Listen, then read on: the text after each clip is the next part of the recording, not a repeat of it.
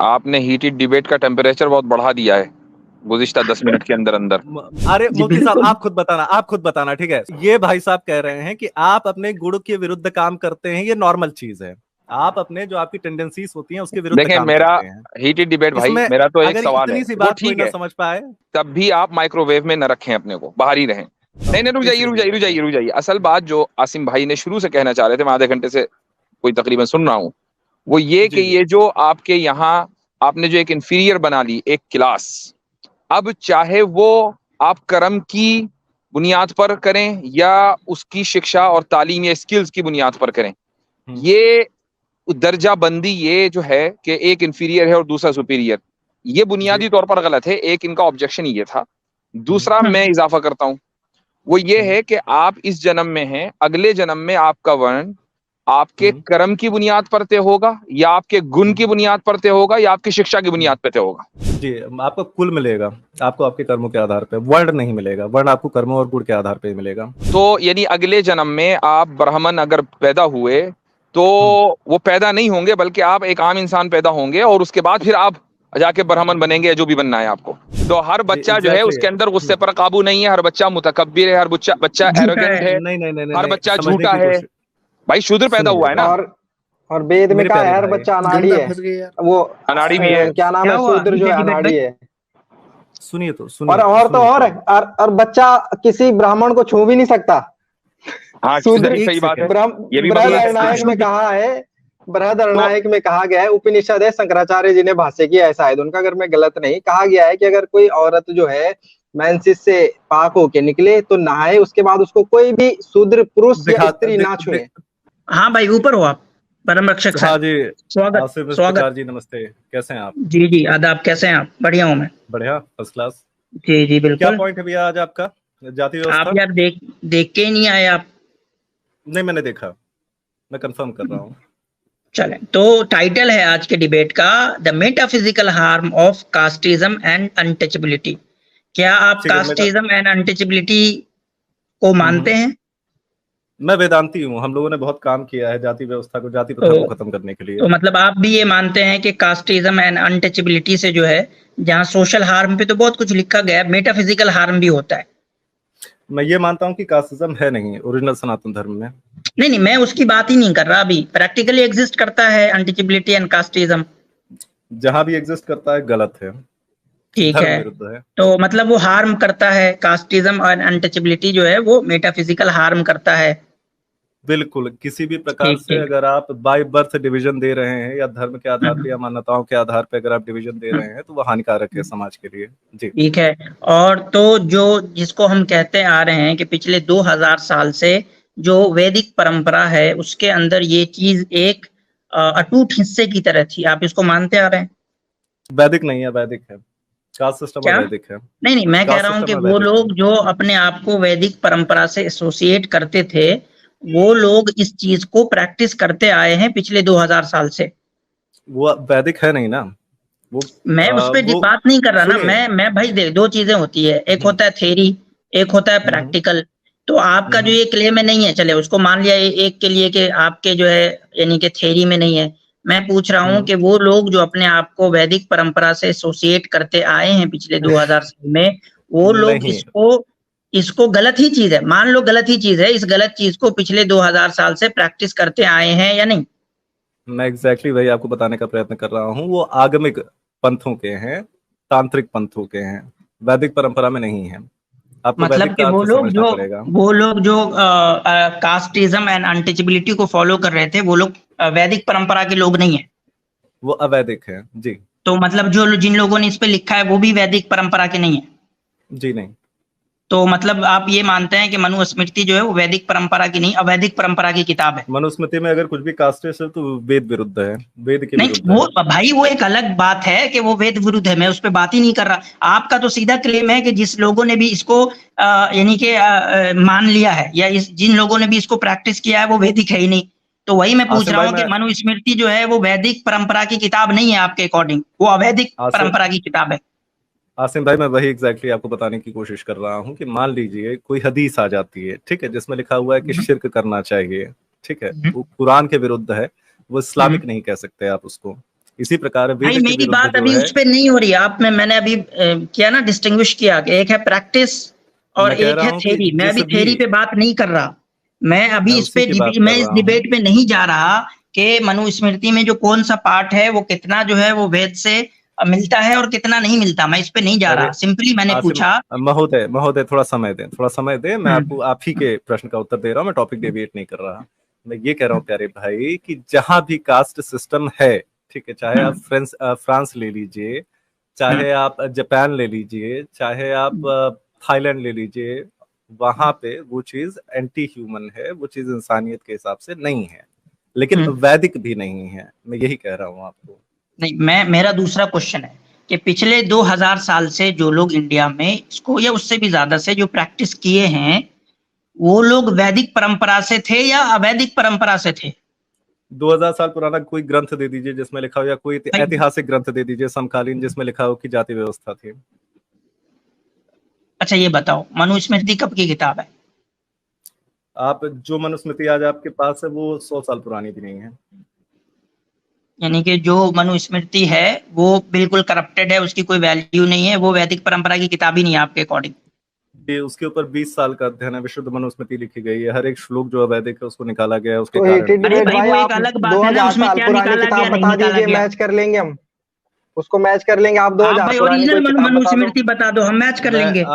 मैं आपको वेद से प्रमाण दे सकता हूँ, मैं आपको उपनिषदों से दे सकता हूँ। महाभारत क्या है? अच्छा ये महाभारत ये क्या है? बरहट महाभारत, हाँ, इतिहास ग्रंथ है, बताइए। तो उसमें अगर लिखा हो तो महाभारत से आपको रेफरेंस चाहिए? महाभारत आपके पास है इस समय? हाँ, अब अगर उसमें लिखा हो तो वही मैं महाभारत की बात पूछ रहा हूँ, महाभारत है आपके पास इस समय? मैं वही, मेरे पास पूरा रेफरेंस है ना, अगर उसमें लिखा हो कि कास्टिज्म था। ठीक है, एक काम करिए, महाभारत का अनुशासन पर्व का 143वां अध्याय का 35वां श्लोक खोलिए। आवाज कट रही है आपकी आवाज बहुत कट रही है। डिबेट साहब, आपकी आवाज कट रही है। आसिम, अभी आवाज आ रही है मेरी भाई? नहीं, आपकी आवाज कट रही है अभी भी। नहीं, आपने वो 100 साल पुरानी बोला ना, तो 100 साल पुरानी बोला ना, तो रेडियो वाली आवाज आ गई, जैसे आपने बोला 100 साल पुरानी है। महाभारत से ही बता रहा हूँ, अभी आवाज आ रही है मेरी? हाँ, अब आ रही है। एक सेकंड, मैं आपसे ये कह रहा मैंने हूँ आपको कि लिंक शेयर किया है, वो आप इसको इन्हें शेयर कर दें। एक सेकंड जी, आप बाद में शेयर करिएगा, मैं आपको महाभारत से दिखा दे रहा हूँ। क्या आप जी मैं मुझे मेरे लिए नहीं, आपने एक सेकंड ब्रह्माक्षर साहब, आपने अभी बोला ना कि मुझे कोई किताब से दिखा दीजिए कि ये सब सिस्टम था, बोला ना आपने? दिखाइए। मैं दिखा देता हूँ। मतलब आप क्या कह रहे हैं कि ये ब्राह्मणिज्म, शूद्रा, ये सब सिस्टम ही नहीं था? नहीं, दिखाइए, आप अपना रेफरेंस दिखाइए, फिर मैं दिखाता हूँ। एक सेकंड, हाँ, इत्याद भाई जरा इसको ले आए। एक मिनट रुक जाओ, एक मिनट, थोड़ा सा हैंग हो रहा है, एक मिनट रुक जाए, मैं निकाल रहा हूँ।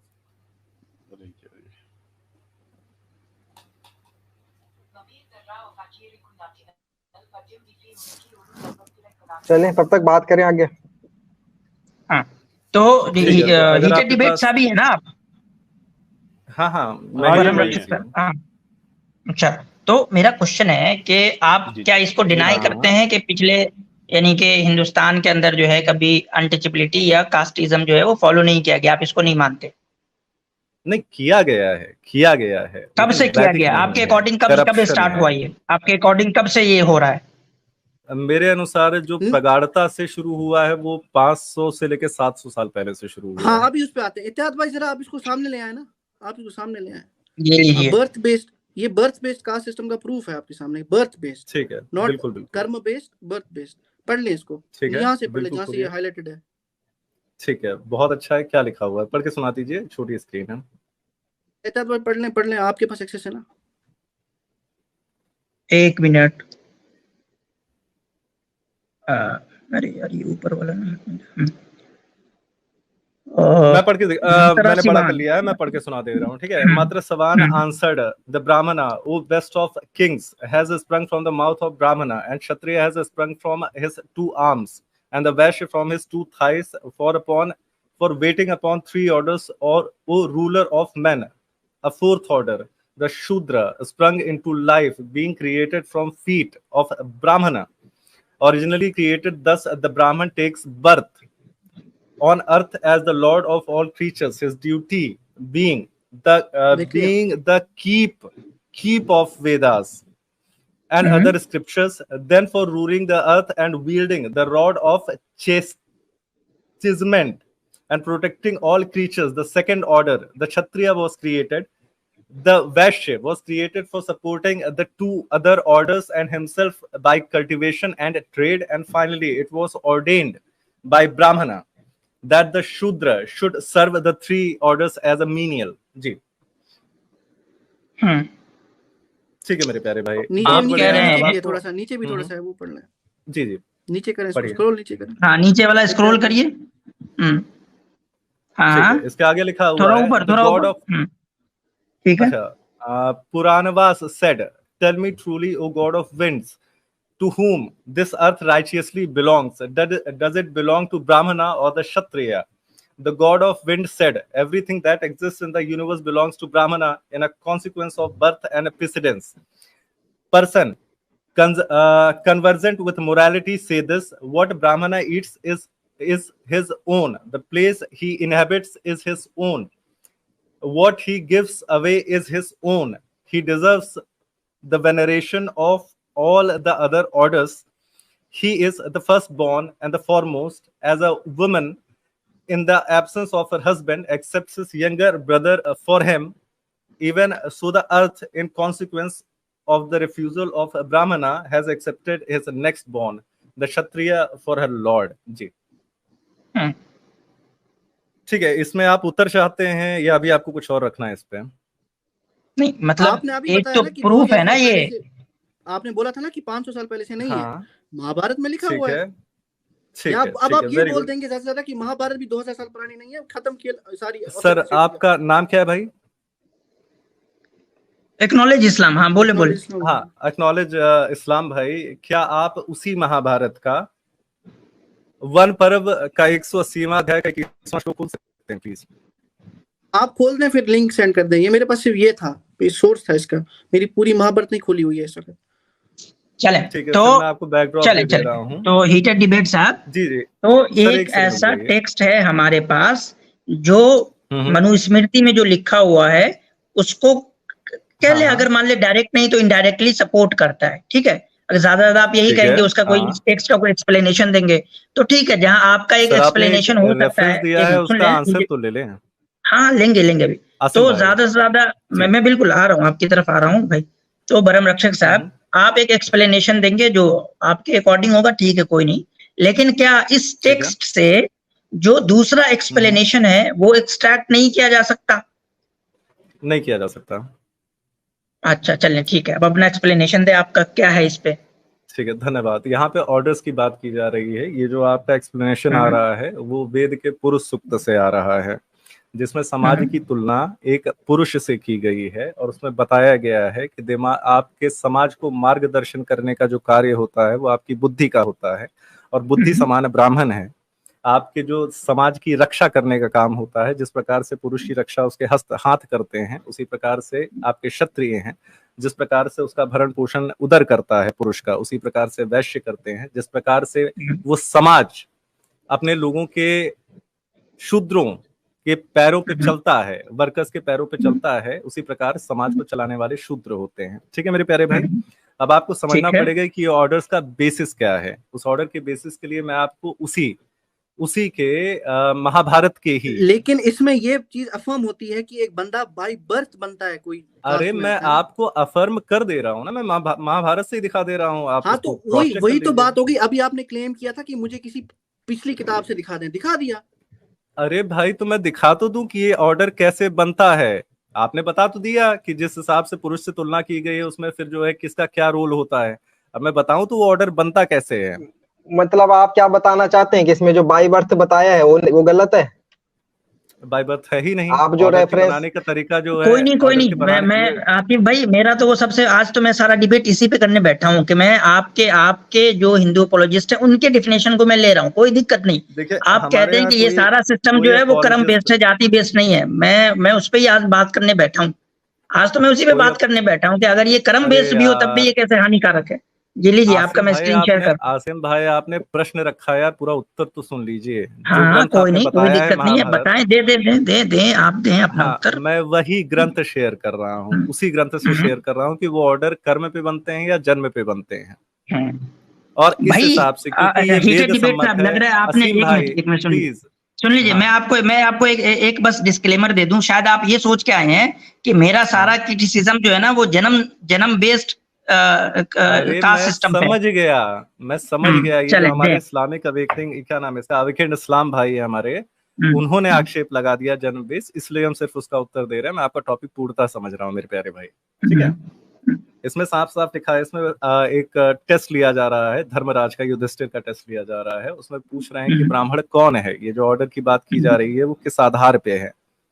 तो उसमें युधिष्ठिर बता रहे हैं कि नागराज, जिसमें सत्य, ट्रूथ, दान मतलब चैरिटी, क्षमा मतलब फॉरगिवनेस, सुशीलता मतलब हम्बलनेस, क्रूरता का अभाव, वो जानते ही होंगे आप, तपस्या और दया से सद्गुण दिखाई देते हैं, वही ब्राह्मण कहा गया है। जिसके अंदर दिखाई देते हैं उसी को कहा गया है, अन्यथा वो ब्राह्मण हो के भी ब्राह्मण नहीं है। उसके हम उदाहरण आपको हजारों दे सकते हैं।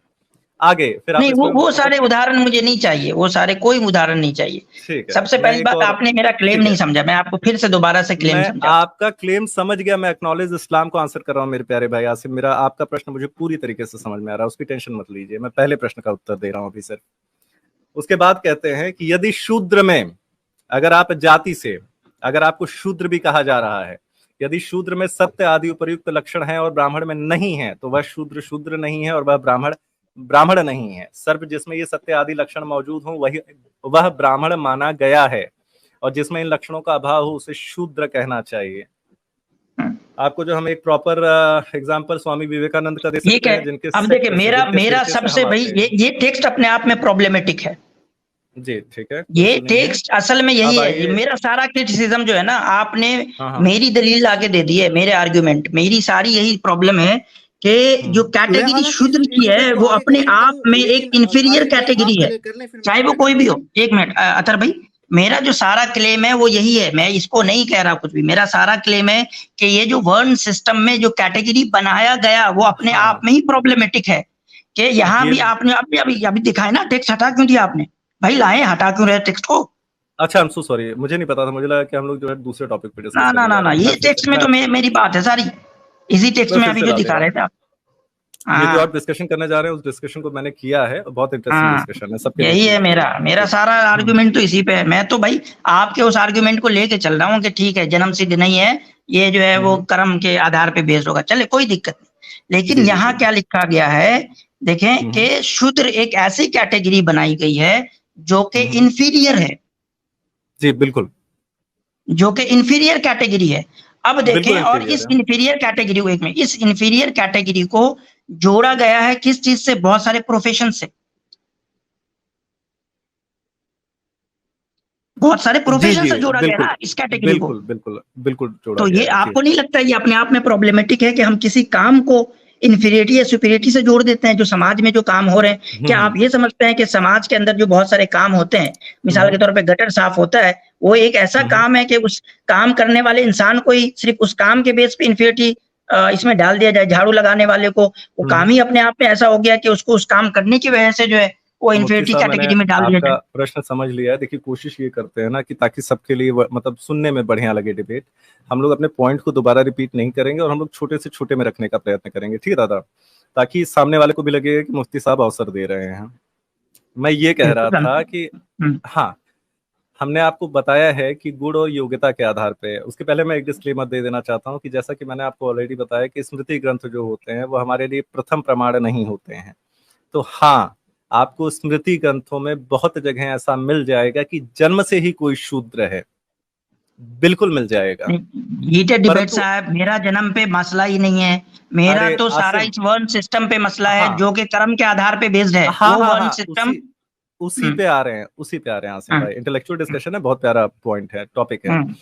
मैं ये कह रहा हूं कि मैं पहले उसको क्लैरिफाई कर देना चाहता हूं कि बहुत मिल जाएगा, परंतु वेद सम्मत ना होने की वजह से वो इंटरपोलेशन प्रक्षेपण ही माना जाएगा और कुछ नहीं। दूसरी बात कि हाँ देखो आसिम भाई, आपको इस चीज को समझना पड़ेगा कि अगर आपके पास स्पेशलाइजेशन नहीं है किसी चीज की, ठीक है, जैसे क्षत्रिय के लिए क्या काम निर्धारित किए गए हैं, रक्षा करना, है ना? ठीक है। और ब्राह्मण के लिए क्या काम निर्धारित किए गए हैं? ज्ञान देना, धर्म प्रचार करना, है ना? तो मेरे प्यारे भाई, जिसको रक्षा करने के लिए ट्रेन ही नहीं किया गया है, जिसको युद्ध कला सिखाई ही नहीं गई है, जिसके अंदर गुण ही नहीं है, जिसके अंदर वो शिक्षा ही नहीं है, उसको हम अगर सेना में रख लेंगे या बॉर्डर पे भेज देंगे, वो तो ऐसी की तैसी करवा देगा ना आर्मी की।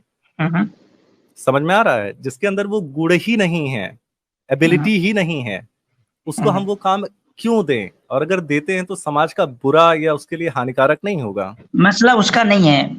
आप मेरे बेसिक क्वेश्चन को आंसर नहीं कर रहे। मसला इसका नहीं है कि आप स्किल बेस्ड जो है वो लोगों को दे रहे हैं काम, जिसका जो स्किल है वो दे रहे हैं। मेरा सवाल सिर्फ ये है कि उसकी बेस पे आप एक कैटेगरी इन्फीरियरिटी और सुपीरियरिटी की क्रिएट कर रहे हैं। That is problematic. देखिए, प्रॉब्लमेटिक इसलिए नहीं है, जैसे मैं आपको समझाने की कोशिश कर रहा हूं। कैसे नहीं भाई, आप उस स्किल के बेस्ड पे एक ऐसी कैटेगरी बना रहे हैं और ऑब्जेक्टिवली बना रहे हैं, और उसके अंदर एक इन्फीरियरिटी और सुपीरियरिटी का सेंस है। That is problematic. ठीक है मेरे प्यारे भाई, ध्यान से पढ़िएगा, इसका उत्तर जो है इसी श्लोक में है। ध्यान से समझने की कोशिश करिएगा, ठीक है? मैं इसके पहले वाले श्लोक में चला जाता हूँ ताकि आपको बेहतर समझ में आ जाए। इस श्लोक में भी समझ में आ जाता है। आप हिंदुस्तान से है ना? हाँ। आप इसको प्लीज पढ़िए एक बार। नागराज, जिसमें सत्य, दान, क्षमा, सुशीलता, क्रूरता का अभाव, क्रूरता का अभाव, अच्छा मिल गया है वो, ठीक है। क्रूरता का अभाव, तपस्या और दया, ये सद्गुण दिखाई देते हैं, वही ब्राह्मण कहा गया है, ठीक है। और जिनमें मतलब दूसरा वाला जो श्लोक हमने पढ़ा था, मसला इसका नहीं है, ये सब मैंने समझ लिया। ये सब बातें हो रही है कि ये जन्म सिद्ध नहीं है बल्कि कर्म है। ये काम करोगे तो ये तुम ब्राह्मण कहलाओगे, तुम शूद्र कहलाओगे। मेरा उस पे है ही नहीं।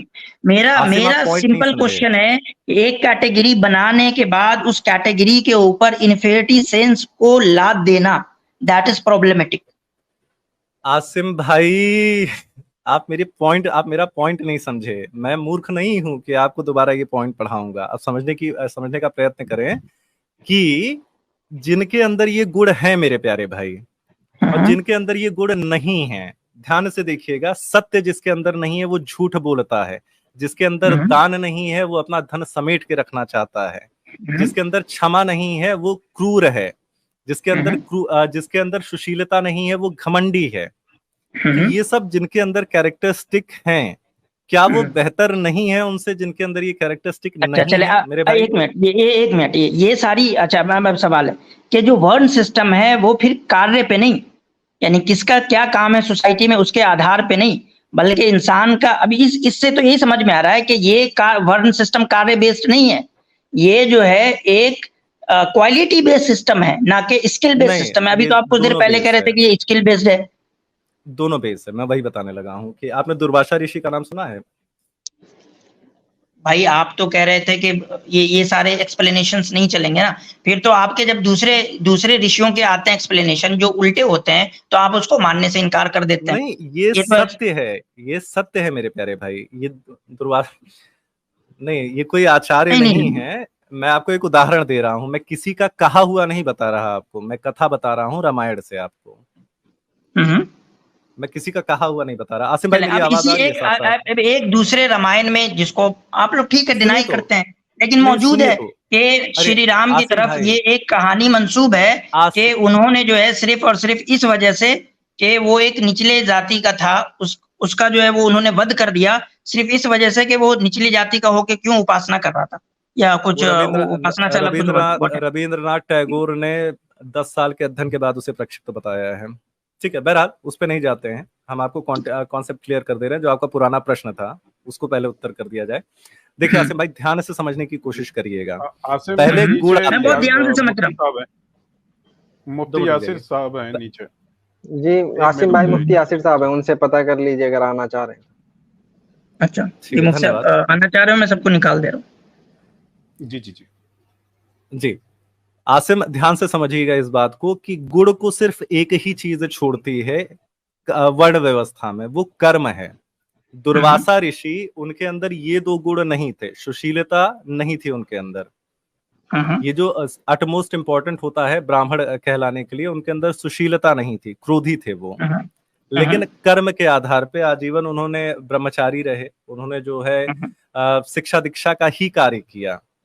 तो कर्म ही एक चीज होती है जो ट्रम्प करती है गुण को, वरना अगर आपके गुण बहुत अच्छे हैं लेकिन काम अच्छा नहीं है तो भी आप ब्राह्मण नहीं हैं, और गुण अगर आपके ये सारे नहीं भी हैं लेकिन कर्म अच्छे हैं तो भी आप ब्राह्मण हैं। जैसे तो मतलब कि सुपरसीड या कर्म कर रहा है ना, क्वालिटी नहीं कर रहा, स्किल कर रहा है ना। नहीं, अगर जब तक कर्म आप कंसिडरेशन में नहीं ले रहे, जैसे आज के अंदर अगर ये नहीं, यानी कि ये सारे गुण हैं लेकिन आपका वो कर्म नहीं है, ब्राह्मण वाला कर्म नहीं है, लेकिन ये सारा गुण यहाँ जो लिखा गया वो है, तो आप ब्राह्मण नहीं है। तो इसके अकॉर्डिंग तो भाई, इसके अकॉर्डिंग तो बस ब्राह्मण का वेद से क्या लेना देना, कोई लेना देना नहीं है, ये सारे गुण पैदा कर ले, हो गया। आप कह रहे हैं नहीं, हम जो है वो दोनों देखेंगे और उसमें स्किल जो है वो सुपरसीड करता है, यानी कि अगर मान लेंगे इसमें से कर्म सुपरसीड करता है, स्किल और गुण कैरेक्टरिस्टिक उसके नीचे होते हैं। जी, कर्म क्या है भाई? अब यहाँ पे ये बताओ, कर्म जो आप लफ्ज यूज कर रहे हो उसका मतलब क्या है? प्रधान कर्म है, जो प्रधान कर्म है वो सुपरसीड करता है। आपका मेन काम क्या है, आपका मेन ऑक्यूपेशन क्या है? मतलब मेन काम वही ना, वेद पढ़ाना, जैसे वेद पढ़ा रहे हो आप, झाड़ू देना सड़क पे, क्या है मेन? वेद पढ़ाना नहीं, बताओ, आप डिफाइन करते चलो एक एक वर्ड को। कर्म से आप कहें क्या मतलब है, फिर मैं कोई बात बोलूंगा आप कहेंगे आप समझे नहीं। मैं आपको एग्जैक्टली बता देता हूँ। कर्म का अर्थ ये नहीं है कि आप जो है रेपिस्ट हो सकते हैं लेकिन अगर आप पढ़ाने का काम कर रहे हैं तो आप ब्राह्मण है, ऐसा नहीं है।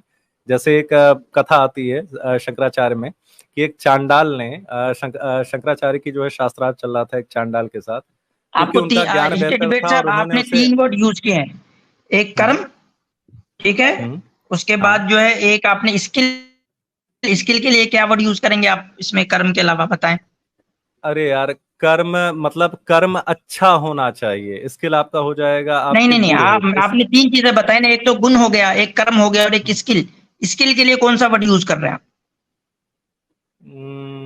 स्किल के लिए शिक्षा यूज कर सकते हैं आप, जो गुरुकुल में आपको आपके गुणों के आधार पर दी जाती है। जी, स्किल का मतलब शिक्षा है यहाँ पे। हाँ, मतलब जो आप अपनी स्पेशलाइजेशन डेवलप कर रहे हैं गुरुकुल में। जी, मैं आप जो बोल रहे हैं, अपने अकॉर्डिंग चलिए, आप जहाँ चैलेंज करना चाहते हैं आप वहाँ चैलेंज कर सकते हैं। चलें, तो आपने कहा कि 3 चीजें हो गई, एक तो कर्म हो गया इंसान का, एक जो है शिक्षा हो गया इंसान का, और एक जो है गुण हो गया इंसान का, ठीक है। तो अब गोया के 2 नहीं 3 चीजें हो गई। अब कैटेगरी डिसाइड करने के लिए 3 चीजें हो गई। जी बिल्कुल, ठीक है, अभी 2 थी, अब 3 हो गई। चले, ये जो आप शिक्षा वाली बात बता रहे हैं उसका कोई रेफरेंस है क्या? ये जो शिक्षा वाली आप बात बता रहे हैं कि इसके आधार पे जो है वो तय होगा, इसका कोई रेफरेंस है आपके पास या अपनी तरफ से आपने बढ़ा दिया? भाई शिक्षा आपको वेद पाठी तो होना ही चाहिए ना ब्राह्मण कहलाने के लिए गुरुकुल पे, ये तो कॉमन। अरे भाई अब नहीं, अरे भाई जब ये 3 कैटेगरी तो हर के लिए अप्लाई होगा ना, शूद्र के लिए भी 3 चीजें अप्लाई होगी ना। नहीं, ये 3 चीजें ब्राह्मण पे क्यों अप्लाई होगी? शूद्र वो है जिसने ये न जिसके अंदर गुण है, ना शिक्षा है, ना कर्म है। जी, अच्छा, शूद्र की चौथी कोई कैटेगरी नहीं है। अगर आप गुरुकुल गए भी हैं तो आप शूद्र नहीं हैं। गुरुकुल में ही आपको वर्ण मिलता है। अगर आप मान लीजिए कि मान लीजिए कि आपके अंदर शिक्षा है और कर्म है और गुण नहीं है, एक चीज नहीं है 3 में से, तो फिर आप क्या क्षत्रिय बनेंगे? नहीं, कर्म अगर आपके अच्छे हैं तो फिर भी आपको जो है शूद्र नहीं कहा जाएगा। जैसे नहीं, मैं शूद्र मैंने नहीं कहा ना भाई, मैंने शूद्र कहा, मैंने कहा 3 में से एक का अभाव है। मान लीजिए कि उसके पास कर्म है, उसके पास शिक्षा है, लेकिन उसके पास जो गुण नहीं है, उसको क्या कहेंगे? कर्म अच्छे होने चाहिए जिस प्रकार से कर्म। हाँ भाई, कर्म, उसके कर्म अच्छे हैं, उसके पास शिक्षा भी है, लेकिन उसके पास गुण नहीं है, उसको क्या कहेंगे? गुण के बिना कर्म करोगे कैसे? मुझे ये नहीं समझ में आ रहा भाई। क्यों नहीं कर सकता यार? तो मतलब गुण जो है वो फिर कर्म का पार्ट हो गया। अभी तो आप कह रहे हो वो अलग चीज है। सुनिए, तो मैं आपको एक कॉमन सेंस की बात पूछ रहा हूँ। अगर आप कॉमन सेंस नहीं यार, ये 3 चीजें अलग अलग है, ये एक दूसरे का पार्ट है क्या है? मैं आपको एक छोटी सी बात पूछ रहा हूँ। अगर आप कंफ्यूज कर रहे हो यार आप। नहीं, आप कंफ्यूज हो रहे हैं क्योंकि आप समझ नहीं पा रहे हैं। नहीं, आप कर रहे हैं ना, आप एक तरफ कहते हैं कि ये 3 चीजें हैं, यानी 3 पार्ट है, ये 3 चीजें देखी जाएगी। जब मैंने कह दिया कि अच्छा चलो इसमें से एक चीज का अभाव है, तो आप कह रहे हो नहीं ये चीज तो भाई उसके अंदर ही शामिल है। आप कंफ्यूज कर रहे हो ना, आप बताओ। कोई बात नहीं, आप सुनेंगे तब तो समझेंगे ना, कोई इशू नहीं। हो सकता है कि मैंने सही तरीके से शब्दों को ना रखा हो, लेकिन आप सुनेंगे तो समझ जाएंगे, टेंशन मत लीजिए। अगर आपके अंदर दानशीलता का गुण नहीं है तो आप दान का कर्म कैसे करेंगे? मन मार के। अच्छा, आप नहीं कर सकता है, मन मार के कर सकता है आदमी, शर्म में कर सकता है आदमी, समाज के दबाव में कर सकता है आदमी, बहुत सारी चीजें कर सकता है। एक बार कर देंगे, 2 बार कर देंगे, लेकिन उस दशा में आपका कर्म श्रेष्ठ माना जाएगा। समझ रहे हैं आप? भाई तो आप ये गुण ना होने के बावजूद भी आदमी वो काम कर सकता है। हाँ, तो कर्म ठीक श्रेष्ठ है, माना जाएगा, वही तो मैं बता रहा हूँ हाँ आपको। मान लीजिए अगर आप वही मैं दानशील कह रहा हूँ नहीं ना है कि फिर भी, मान लीजिए किसी हाँ, के अंदर जो है वो ये क्वालिटीज तो नहीं है, ये गुण तो नहीं है, लेकिन वो कर्म कर रहा है, तो सर आप उसको क्या मानोगे?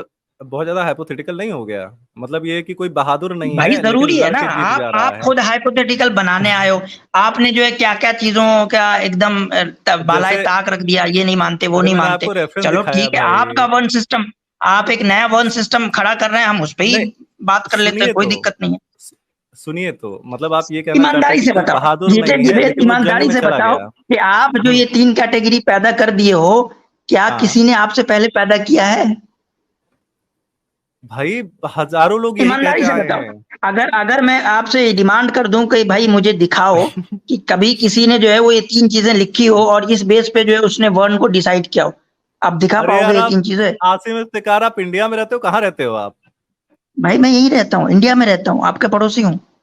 गजब है आप। अच्छा हाँ। ठीक है आसिम, समझना, इस चीज को समझने की कोशिश करना, बहुत सिंपल है। देखो, अगर तुम्हारे अंदर अगर आसिम भाई, आपकी एज क्या है पहले ये बताइए?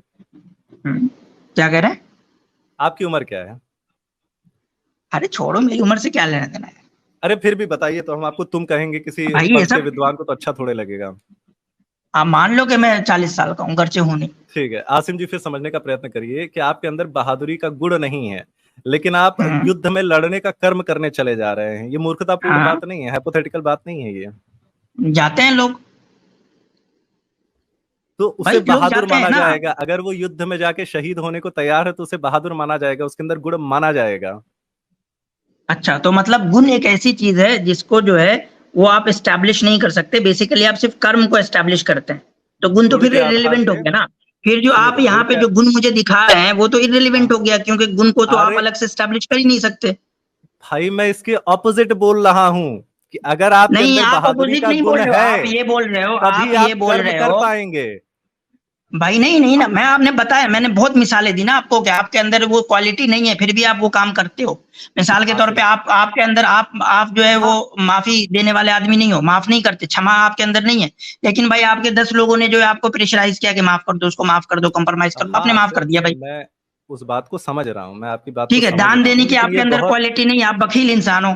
लेकिन भाई हाँ 10 लोगों ने जो आपको प्रेशराइज किया, दान देना दे दिया आपने भाई। ठीक है, हाँ आप आसिम, क्रूर मैं, इंसान हो, लेकिन 10 लोगों ने आपको कहा, आप नरम पड़ गए यार। तो ये आसिम भाई सारी पॉइंट चीजें, आ गया कर्म है। जो है वो आप सोसाइटी के प्रेशर पे भी कर सकते हो, या कोई और ठीक है, दूसरा बेनिफिट देख के भी कर सकते हो। ठीक है, ठीक है, ठीक है, बहुत बहुत अच्छा पॉइंट है आपका, पॉइंट आ गया मेरे प्यारे भाई।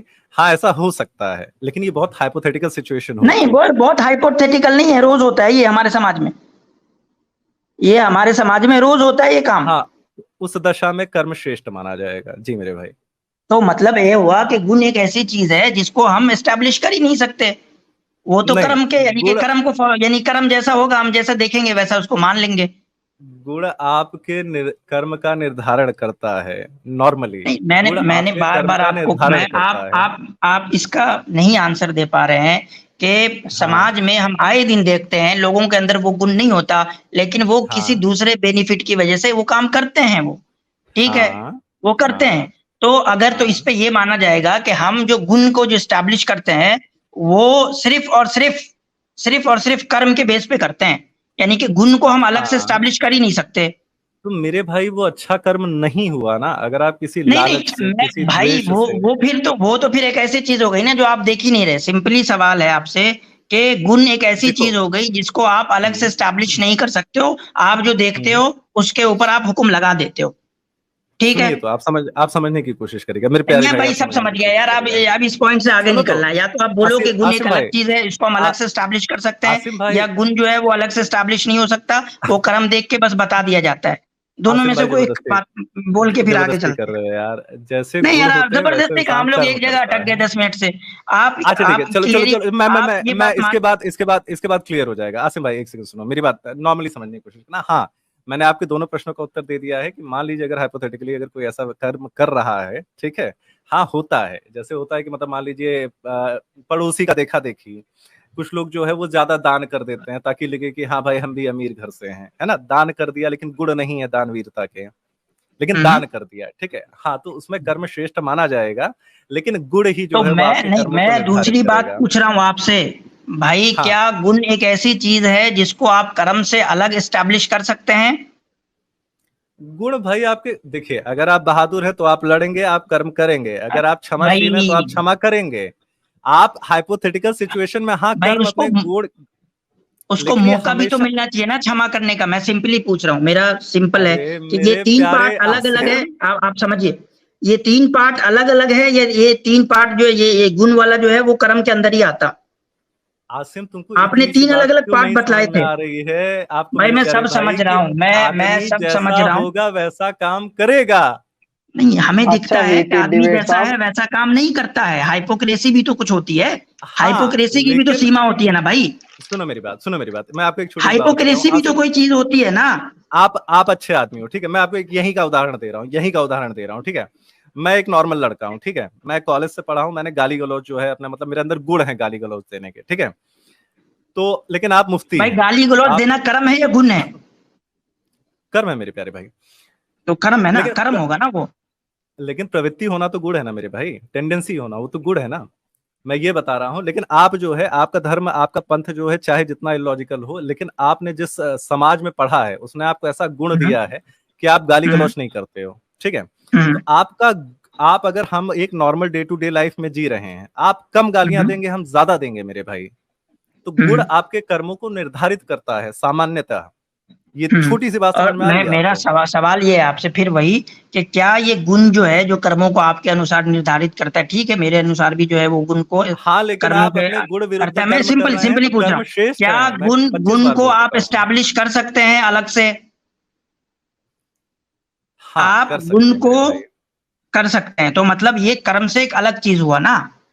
अरे सामान्यतः कर्मों को देख के ही कर सकते हैं भाई, जब दान देगा तभी तो पता चलेगा कि दानवीर है। मैं वही कह रहा हूँ कि जब ये इंडिपेंडेंटली कर्म से अलग जब ये एग्जिस्ट करता है और ये इंडिपेंडेंटली जो एग्जिस्ट किया, एस्टैब्लिश किया भी जा सकता है, तो फिर आप बार बार क्यों कर्म के अंदर छुप रहे हो? आसिफ मेरे प्यारे भाई, आप क्या मतलब, मैं सीरियसली बता रहा हूँ, आप लोगों में मंतक पढ़ाया जाता है ना मुफ्ती बनते टाइम?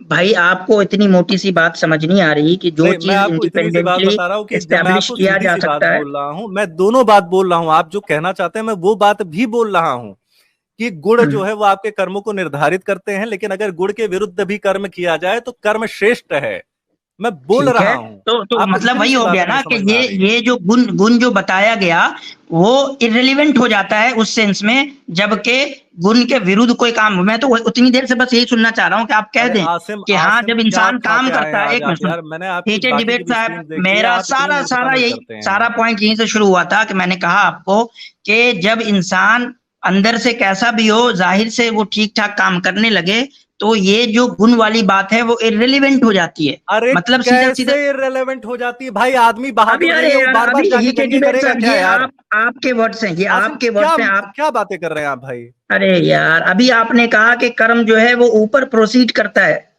वो प्रोसीड करता है गुण को, अभी आपने कहा ना, तो इररिलेवेंट हो जाता है ना। इररिलेवेंट भाई यार, तुम सीरियसली गुण के बिना, जैसे मान लो आपने 1-2 बार काम कर दिया लेकिन आप दानशील नहीं हैं, तो आप अपने डे टू डे लाइफ में दान नहीं करेंगे, जब वो स्पेसिफिक सिचुएशन बनेगी। अरे भाई, तो अभी आपने कहा ना कि तभी आप दान करेंगे, अगर आप गुण विरुद्ध कर रहे हैं तो। इतनी सी बात नहीं समझ में आ रही यार आपको? नहीं, मैं आपको इतनी सी बात समझ नहीं आ रही, मैं सिंपली आपसे पूछ रहा हूँ कि जब आपने कह दिया कि कर्म जो है वो सुपरसीड करता है गुण को, तो गुण का जो यानी कि एवोल्यूशन होगा उसको बेसिकली जो है वो सिर्फ कर्म के बेस पे होगा। हाँ मेरे तो आप भाई देखो ध्यान से, आसिम एक सेकंड मुझे बोलने दो, लगातार बोलने दो, मुझे समझ में नहीं आ रहा, क्यों नहीं समझ में आ रहा आपको? भाई कितना लगातार बोल रहे हैं यार, इतनी देर से तो बोले जा रहे हो यार, आपको इतना सारा कंफ्यूजन। पता हूँ ये हीटेड डिबेट भाई, आपको कंफ्यूजन क्यों हो रहा है? इसलिए कंफ्यूजन हो रहा है कि ये सब कुछ आपने यहाँ पे आके गढ़ा है। मुझे बिल्कुल कंफ्यूजन नहीं है। आप बताओ, आपने एक नया वर्ण सिस्टम गढ़ा। नहीं, मैं बता रहा हूँ, आपने एक नया वर्ण सिस्टम गढ़ा। सामने है गुण व्यवस्था। हाँ, आपने गढ़ा, आपने गढ़ा जनाब। क्या ये महाभारत मैंने गढ़ी है? हाँ, मैं नहीं, ये भारत नहीं है, आपने एक नया वर्ण सिस्टम गढ़ा। कौन सा नया वर्ण सिस्टम? जो 3 चीजों पे आधारित है, गुण पे, शिक्षा पे और क्या कहते हैं क्या था भाई वो लास्ट वाला? कर्म पे। ठीक है, गुण, शिक्षा और कर्म। ये जो शिक्षा वाली बात आपने लाई है बीच में, कर्म विभागशा आप दिखा सकते हैं मुझे? आप मुझे कहीं पे दिखा सकते हैं कि शिक्षा के बेस पे जो है वो गुण आधार? शिक्षा गई ऐसी की तैसी में, ठीक है, छोड़ो शिक्षा छोड़ो। ऐसी की तैसी से भाई आपके हिसाब से तो ज्यादा गुस्सा ना करें भाई, गुस्सा आपका नाम हीटेड जरूर है पर ज्यादा आप गर्म ना होए। हीटेड डिबेट जरूर है आपका नाम, लेकिन आप ज्यादा गुस्से में ना आए, थोड़ा ठंड रखे। आपने जो पूरे वर्ण सिस्टम की एक नई व्याख्या जो आपने कर दी भाई। गीता में लिखा है चतुर्वर्णम मया शिष्टम गुण कर्म विभागशा, गीता में लिखा है, मैंने नहीं गढ़ा यार। अब क्या लिखा है बताएं थोड़ा? शिक्षा लिखा है वहां, चतुर्वर्णम मया शिष्टम, मैंने अपनी माया से चारों वर्णों का निर्माण किया है गुण और कर्म के आधार पे मेरे प्यारे भाई। ठीक है, तो इसमें जो आपने एक तीसरा जो एलिमेंट घुसाया शिक्षा, ठीक है, वही तो मैं आपको इतनी देर से गुरुकुल के आधार पे बनता है, उपनयन के आधार पे बनता है, मैं वही तो आपको समझा रहा हूँ लेता है। मैं डिबेट साहब वही तो मैं आपको इतनी देर से समझा रहा हूँ। आपने एक नई व्याख्या जो है वर्ण की जो है वो गढ़ ली कि भाई वर्ण कैसे डिसाइड होता है? 3 चीजों के बेस पे। वो 3 चीजें क्या है? वो 3 चीजें क्या है? एक कर्म है, एक गुण है और एक शिक्षा है। भाई ये शिक्षा वाली बात कहाँ से लाए हो? थोड़ा दिखाओगे कोई रेफरेंस वगैरह? शिक्षा गई अभी मनुस्मृति के अंदर, छोड़ो उसको, छोड़ो। क्यों भाई, क्यों जाएगी मनुस्मृति के अंदर भाई? दिखाओ। अरे डिबेट भाई, मनुस्मृति तो सुरेंद्र कुमार शर्मा जी ने बदल दी वहां से कहाँ गई?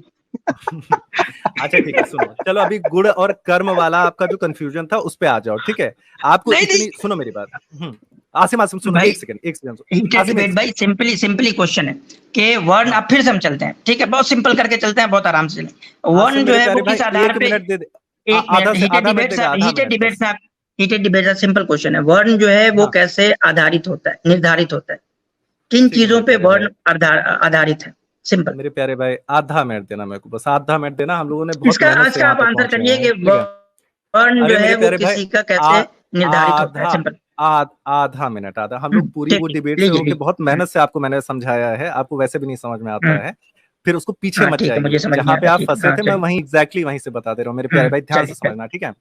मैंने कहा कि गुण आपके कर्मों को निर्धारित करता है, आपको इतनी सी बात नहीं समझ में आई थी। आपने कहा कि लोग ऐसे भी कर्म करते हैं जो उनके गुण के विरुद्ध होते हैं, बिल्कुल सही बात। गलत कही थी मैंने गलत कही थी ये बात?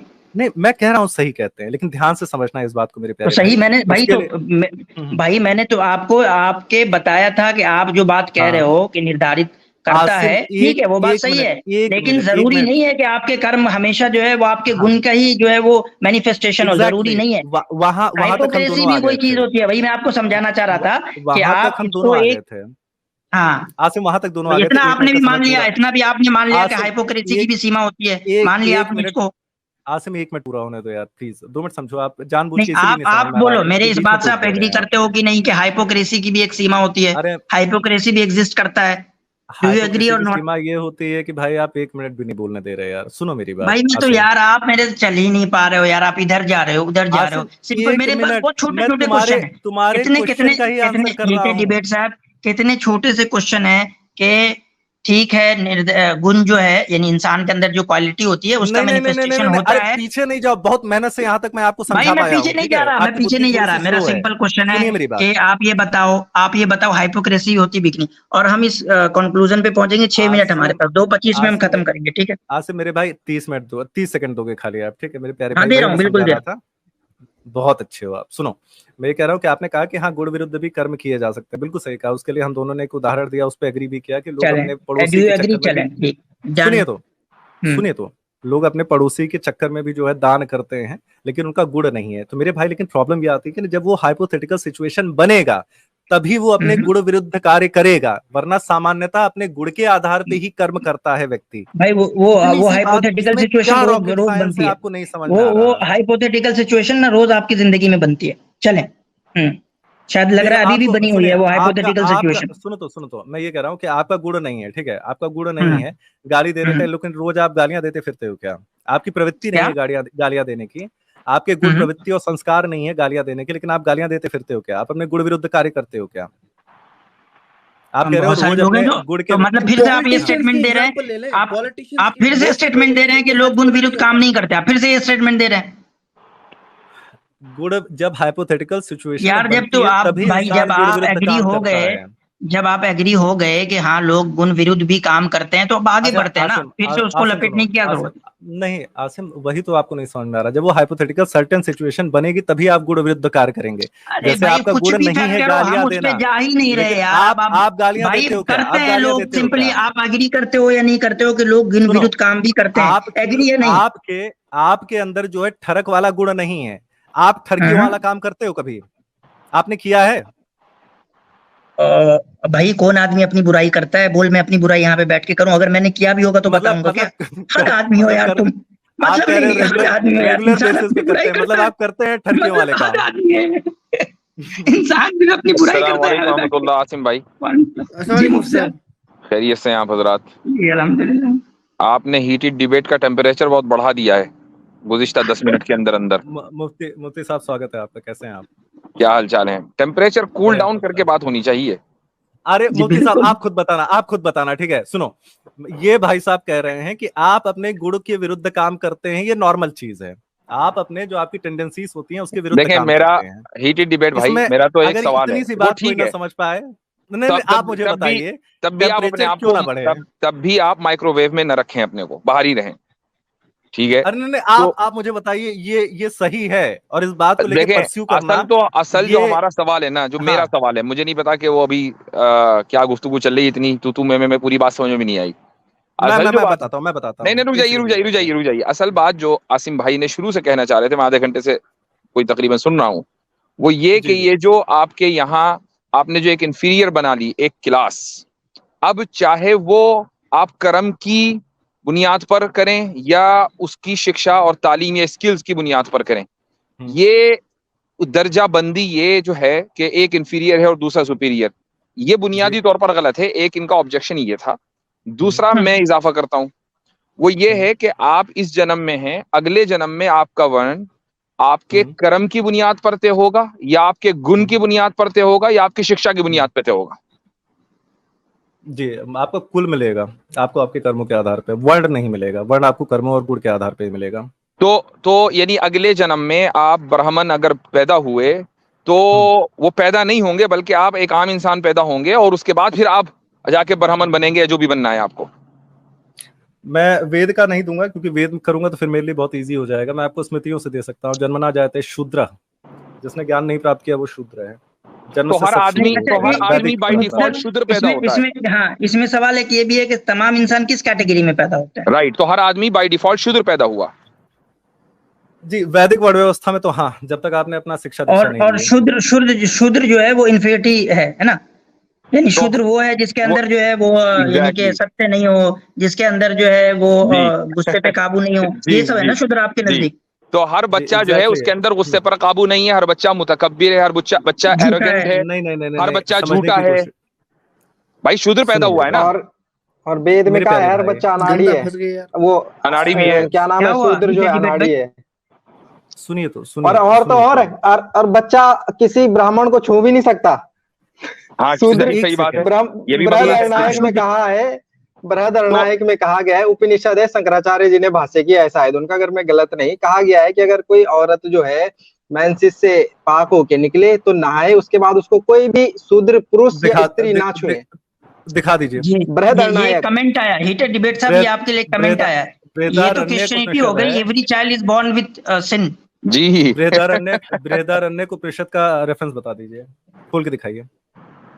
तो नहीं अभी जाना नहीं, इस पे सवाल है, उसी काम पे कर रहा हूं। चलिए मैं दिखा दूंगा, जाना नहीं, टॉपिक इधर उधर नहीं, बस सिंपली है। मैं टॉपिक डिबेट नहीं कर रहा हूं, मैं मुफ्ती साहब से बात करना चाहता हूं। अगर आप लोग नहीं आपकी असल डिबेट चल रही है आसिम भाई से, हम तो वैसे ही आ गए सुनने के लिए। आप प्रश्न उठाए तो उत्तर भी तो लेके जाएंगे हम। हाँ, तो वो प्रश्न उठा दिया, वो आसिम भाई भी उसमें साथ में है, तो वो आप चाहे मुझे दें चाहे आसिम भाई को दें, एक ही बात है, सिंपल सी बात है। आप खुद ही मान रहे हैं कि हर बच्चा शूद्र पैदा होता है, और शूद्र को माने आपने बयान कर दिए कौन है कि शूद्र किसे कहते हैं। तो आप ये कह रहे हैं कि हर बच्चा जो है वो इन्हीं गुणों के साथ पैदा होता है जो खराब गुण हैं, आप ये मान के चल रहे हैं। भैया मेरे, वही मैंने अभी इनको क्लियर करने का प्रयत्न किया था। इंसान गुण, विद्या और कर्म के आधार पर शूद्र होता है। वहां पे उपनयन के उपलक्ष्य में बात किया जा रहा है। तो डिबेट साहब, अभी आपने कहा कि हर बच्चा शूद्र पैदा होता है। जी, तो जब शूद्र पैदा होगा तो गोया शूद्र तो आपने डिसाइड ही किया है गुण और कर्म के आधार पे, तो गोया के वो गुण और कर्म उसके अंदर है, तभी तो वो शूद्र है ना।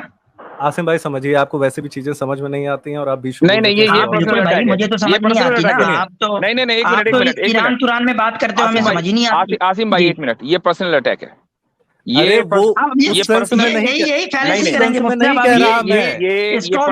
करेंगे, और कुछ नहीं करेंगे। ये पर्सनल अटैक हीटेड विवेक साहब उसी वक्त होता है जब आदमी हर तरफ से घिर जाता है। अरे मेरी गलती हो सकती है, मैं सही से नहीं समझा पा रहा हूं। ये एहसास न दिलाएं कि हीटेड डिबेट कर रहा, दिस इज पर्सनल अटैक। आप बार बार कह रहे हैं आसिफ भाई आपको समझ में समझा पा रहा, आपको समझ में नहीं आता। एक है कि आपको समझ में नहीं आ रहा है और एक है कि नहीं आसिम भाई को समझ में नहीं आता, इसका मतलब आप आसिम भाई को बेवकूफ कह रहे हैं। ये पर्सनल अटैक है। हो सकता है मैं नहीं समझा पा रहा, मैं नहीं समझा पाता सही से, इसलिए नहीं समझ में आता। तो आप अपने को कहिए ना, दूसरे को क्यों कह रहे हैं कि समझ में नहीं आता? हो सकता है टॉपिक ऐसा है जिसकी वजह से नहीं समझ में आता, हो सकता है। नहीं, आप समझाएं, आप इसको समझाएं, आप इसको समझाएं कि हर बच्चा जो है वो क्या पैदा होता है। एग्जैक्टली मेरे प्यारे भाई, तो मुझे समझाने में थोड़ा सा समय दीजिएगा, ठीक है। मैं ये कह रहा हूँ कि ये उपनयन के उपलक्ष्य में जन्मना जाते शूद्रा का श्लोक आता है, ये शिक्षा के मामले में आता है कि जब तक आपका उपनयन नहीं हुआ है आप शूद्र ही हैं। ये विद्या के उपलक्ष्य में कहा गया है, यहाँ पे गुण के उपलक्ष्य में बताया जा रहा है। समझ रहे हैं मेरी बात? मैं पूछ रहा हूँ जो बच्चा पैदा हुआ वो किस कैटेगरी में पैदा हुआ? विद्या के अनुसार जो है वो शूद्र है, उसके पास कोई ज्ञान नहीं है। जैसे क्षत्रिय के पास जो होता है युद्ध कला होती है, वैश्य के पास वाणिज्य कला होती है, ब्राह्मण के पास वेद होता है, उनके पास कोई ज्ञान नहीं होता शूद्र के पास। शूद्र के पास कोई ज्ञान नहीं होता, उसके पास जो है वो इसका ज्ञान नहीं होता कि रोड पे झाड़ू कैसे लगाते हैं। बच्चे के पास कोई ज्ञान नहीं होता है। नहीं, शूद्र आपने कहा ना कि शूद्र के पास कोई ज्ञान नहीं होता, शूद्र के पास इसका ज्ञान नहीं होता कि झाड़ू कैसे लगाया जाता है। बच्चे के पास ज्ञान ना होने के कारण उसको शूद्र कहा जाता है। मेरे प्यारे भाई, मैं कुछ अलग भाषा भाई भाई वो बच्चा बड़ा हो गया, जैसे ही वो 5 साल का उसने झाड़ू लगानी शुरू कर दी तो झाड़ू लगाने का ज्ञान तो हो गया ना। जैसे ही उसने अपना उपनयन कराया वो नहीं रहा शूद्र, ये ज्ञान के आधार पर शूद्र कहा जाता है बच्चे को। तो अगर उसको झाड़ू लगाने का ज्ञान है तो अब क्या वो शूद्र है? स्पेशलाइजेशन नहीं है, झाड़ू लगाने में स्पेशलाइजेशन होती है क्या? बिल्कुल, बहुत से लोग अच्छी लगाते हैं, बहुत से लोग खराब लगाते हैं। इसमें क्या बात है? 4 साल का बच्चा झाड़ू लगाने में स्पेशलाइजेशन कर लेता है मुफ्ती साहब। चलिए 10 साल मान लीजिए। स्किल होती है मुफ्ती साहब, बहुत यानी कि झाड़ू लगाना बहुत बड़ा स्किल है। आप किसी अनाड़ी को लगाने दे दो झाड़ू, पता चला कि एक कोना साफ किया दूसरा कोना साफ ही नहीं किया, तो मैं उस विद्या का आपको ब्राह्मण मान लूंगा अगर आपके पास झाड़ू लगाने की स्किल बहुत अच्छी है तो। नहीं, आप मानने से क्या होता है? आप किताब में दिखाइए कि झाड़ू लगाने वाले को ब्राह्मण माना गया है। एग्जैक्टली, जब उसका उपनयन संस्कार हो जाता है, जब वो स्पेशलाइजेशन के लिए जाता है तो उस चीज का ब्राह्मण हो जाता है।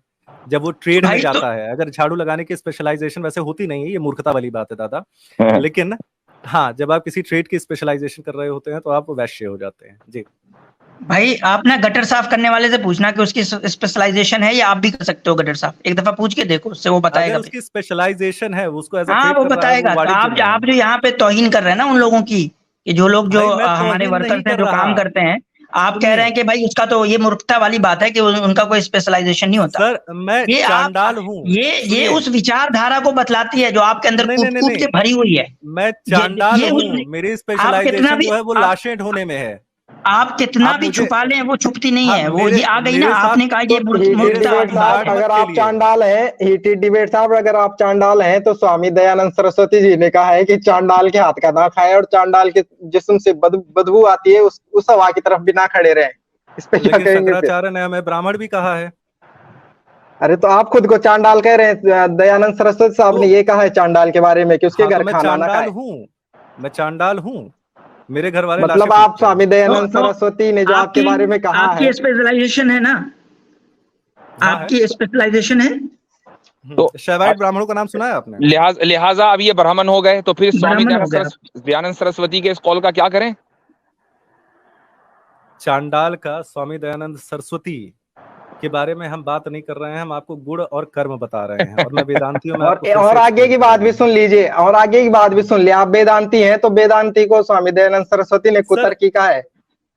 अगर उन्होंने कहा है तो कह सकते हैं, वरना मैं आपको फिर शिया रेफरेंसेस लाके पूछूं कि अंतिम संस्कार आप लोगों का किस प्रकार किया जाता है, आप अग्री कर पाएंगे? रेफरेंस दिखाएंगे आपको, बिल्कुल रेफरेंस दिखाएंगे, अगर आप रेफरेंस पे तुले हुए हैं। बृहद अरणायक का भी दिखाएंगे, इसका भी दिखाएंगे, चांडाल का भी दिखाएंगे, सब दिखाएंगे। अगर मैं आर्य समाज से आप फिलहाल आसिम भाई से बात करें। वही प्रश्न, नहीं, आपने जब प्रश्न पूछ लिया, मैं आपको शिया रेफरेंसेस अगर दिखाता हूँ कि किस तरीके से अंतिम संस्कार किया जाता है, हमने तो टॉपिक इधर उधर नहीं, टॉपिक इधर उधर नहीं, टॉपिक में रहेंगे। और आपको पता है मेरा टाइम ज्यादा हो रहा है, हीटेड डिबेट साहब, टाइम ज्यादा हो रहा है, बहुत लंबी गुफ्तगू हो गई।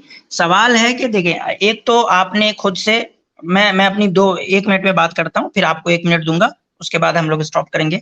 एक तो ये है कि वर्ण की जो है 2 व्याख्या है जो आमतौर पे, एक तो वो है जैसे जो अम्बेडकर ने की है या पेरियार ने की है कि वो उसको जाति बेस्ड बता के उसको जो है वो कंडेम करते हैं।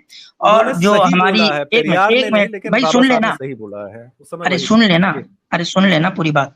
तो जैसे इन लोगों ने इसको जाति बेस्ड बना के कंडेम किया है, और इसके यानी उनके सपोर्ट के लिए हमारे पास बहुत सारा लिटरेचर है, जो लिटरेचर लिखा गया है, जो वो लोगों ने लिखा है जो अपने आप को वैदिक परंपरा से एसोसिएट करते हैं, उनके लिटरेचर जो है उनके प्रमाण्य है।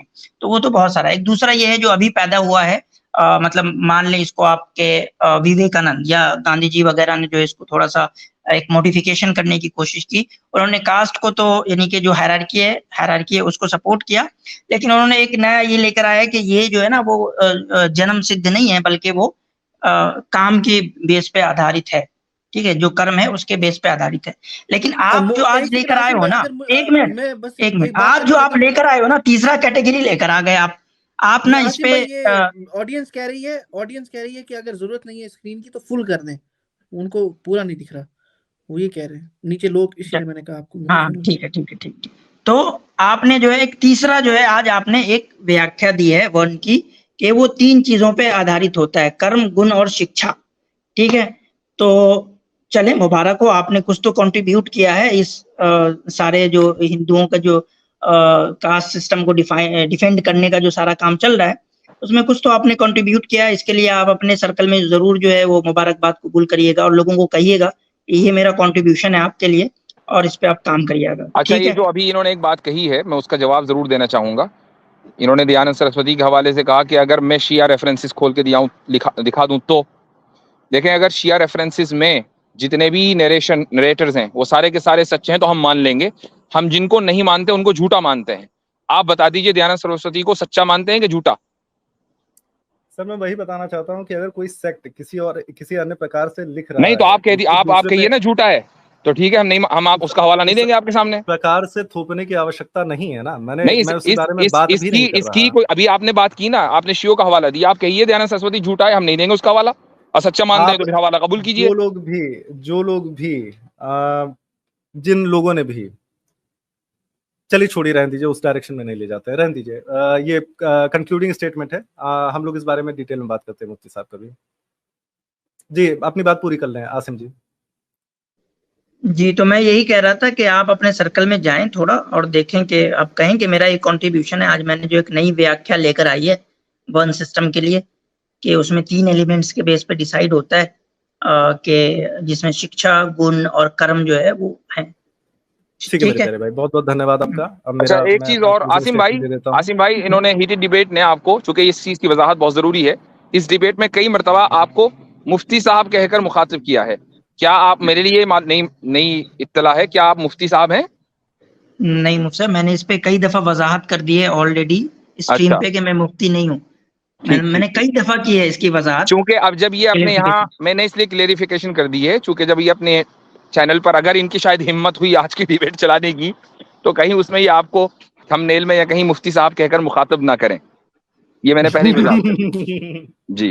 अच्छा ठीक है, सो सॉरी, मतलब अभी मैं क्लोजिंग रिमार्क देता हूँ। बहुत बहुत धन्यवाद। एक्चुअली मुझे क्लोजिंग रिमार्क्स तो आपने दे दिए मेरे भाई, आपने दे दिए। मैंने नहीं दिया थे सर, इन्होंने भी कहा था 1 मिनट का समय। चले कोई नहीं, 30 सेकंड में बोल लें आप। 1 मिनट का दे दीजिए पूरा। सर देखिए, जो बाबा साहब ने लिखा है वो कहीं भी गलत नहीं लिखा है, कि एक समय था वाकई में जिस समय जो है एक लोग, क्योंकि उस घर में पैदा हो रहे हैं, उनकी जो दशा है वो निंदनीय कर दी गई थी, और उस चीज की हम भत्सना करते हैं और आजीवन उसके खिलाफ लड़ते रहेंगे।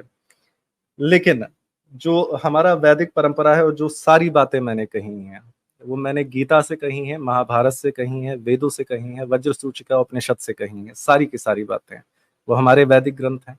आप अगर हिस्ट्री के बारे में थोड़ा भी जानते हैं तो कोई भी, आप अंग्रेज हिस्टोरियन हो जो तुले रहते हैं कास्ट सिस्टम दिखाने में, उनका भी यही कहना होता है कि वैदिक टाइम में वर्ण व्यवस्था जो है वो रिजिड नहीं हुआ करती थी, और हम वैदिक व्यवस्था अपने धर्म को वेदों के आधार पे ही मानते हैं मेरे प्यारे भाई। दूसरी चीज ये है कि अगर अगली बार मैं आऊंगा और अगर अभी आप अवसर दें तो अब मैं कि ये जो लोगों के बीच में फर्क किया जाता है वो मेरे ख्याल से आपका क्लोजिंग रिमार्क हो गया ना, क्लोजिंग स्टेटमेंट हो गया है। अब आप नहीं बात 30 सेकंड हो गए, ठीक है, चले बहुत आपका अगर आपको नहीं बात करनी है तो इस पर हो जाए कि स्वामी दयानंद सरस्वती सच्चा था कि झूठा, इस पर बात कर ले सर। ऐसे शब्दों को ठीक है, हीटेड डिबेट सर, आप आए और आपने जो अपना एक कंक्लूजिंग रिमार्क्स दिया है कि ये सारी चीजें हुई है, वही मैं आपको समझा रहा था कि ये 2000 साल में हुई है। बड़ी अच्छी लगी, खुशी हुई कि आपने जो है कम से कम 2000 साल मैंने नहीं कहा है, आप मेरी बात को स्ट्रॉ मैन कर रहे हैं सर। भीमराव अंबेडकर साहब ने जो कुछ लिखा आपने उसको इंडोर्स किया, और जाके देख रहे उन्होंने कितने हजार साल की बात की है। तो भीमराव अंबेडकर साहब की जो इस जद्दोजहद है, जो कि हालांकि सोशल है, मेटाफिजिकल, उनको थोड़ा काम करना चाहिए था इस पे, ये उनकी कमी रह गई कि उन्होंने इसको स्पिरिचुअलिटी के बेस पे काम नहीं किया। ठीक है, बहुत स्टेटमेंट दे रहे हैं आप, चलिए बाय बाय कहते हैं एक दूसरे को। ठीक है, बाय बाय, चले, ठीक है, बहुत शुक्रिया। नमस्ते सर, वैसे आप क्या हैं? अच्छा अतर भाई, आप देखें जरा उधर स्ट्रीम में चल रही है, धुनाई दिखाई जा रही है? चल रही थी, अभी तक चल रही थी। ये मुफ्ती साहब, ये लोग क्या कर रहे हैं कि इनके पास कंटेंट नहीं है। आसिम भाई, हाँ, ब्रह्म रक्षक को उन्होंने ब्रह्मास्त्र बना के भेजा। ब्रह्मास्त्र बना के भेजा।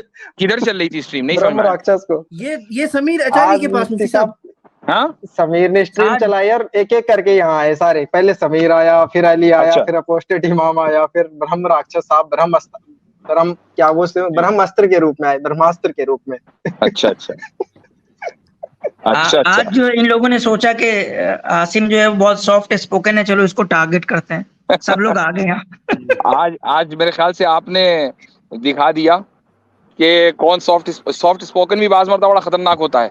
नहीं मुफ्ती साहब, आप यकीन नहीं करेंगे कि जो इनके पहले तो समीर आया, वो तो कुछ चंद मिनट तक रहा, जब उसका वो सारा बांडा फूट गया, वो निकल गया।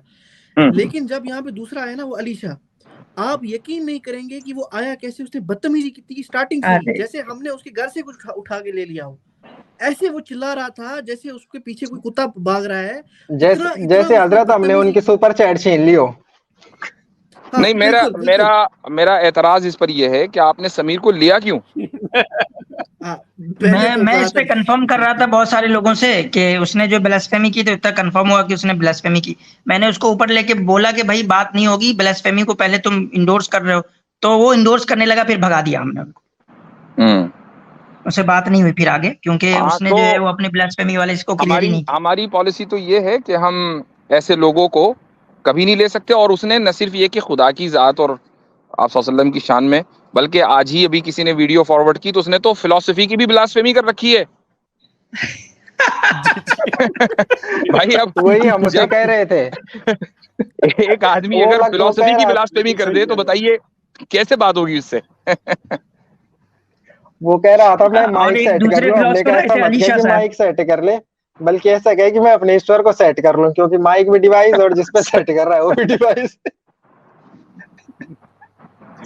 तो ये लोग क्या कर रहे हैं कि हमारी पूरी स्ट्रीम को लाइव चला रहे हैं, वहाँ उनके पास अपना कोई कंटेंट नहीं है, तो हमारी लाइव स्ट्रीम को लाइव चला रहे हैं। हालांकि मैंने उनको मना किया मुफ्ती के भाई, मेरी रीच ज्यादा नहीं है। मैं तो कहता हूँ अच्छा है। मैंने उनको मना किया कि भाई तुम लोग चला के जो है अपना नुकसान कर रहे हो। देखो मेरे जो ऑडियंस है वो कम है, मैं बहुत सिलेक्टिव ऑडियंस के लिए काम करता हूँ, और मेरी रीच भी ज्यादा नहीं है। तुम लोग अगर खामखा अपने चैनल पे मेरी वीडियो चलाओगे तो मैं भी जो है फेमस हो जाऊंगा, तो नुकसान तुम्हारा ही होगा। ऊपर से अपने ही ऑडियंस को ये बतलाना कि देखें हमारी धुलाई इस तरह होती है। आसिम भाई स्क्रीन शेयर कर दें ताकि ऑडियंस देख सके ये लोग क्या कर रहे हैं लाइव। स्क्रीन शेयर कर दें। कौन सी? अभी तक तो थे। अच्छा ये देखें, देख रहे हैं आप यहाँ पे?